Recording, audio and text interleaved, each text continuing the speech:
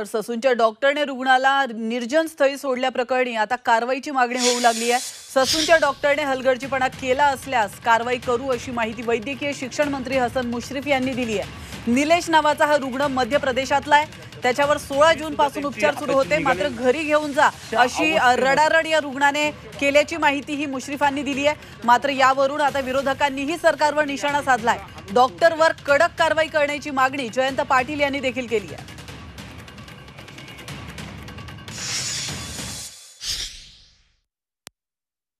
हा मध्य प्रदेशचा आहे, कुणी नातेवाईक त्याला 16 जूनला हे केलं, ॲडमिट केलं, एवढे दिवस उपचार केले, त्याचा कोण नातेवाईक निघाला येत नाही, कुणी तर त्याला घेऊन गेला, डॉक्टरने घेऊन सोडा असं कसं म्हणू शकतो आपण, ते पोलिसांकडे देऊ केस तपासायला।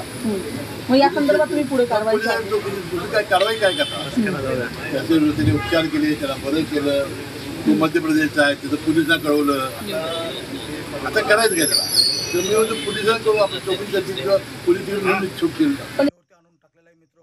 हे फार शॉकिंग आहे। सरकारमध्ये ससूनबद्दल अनास्था आहेच।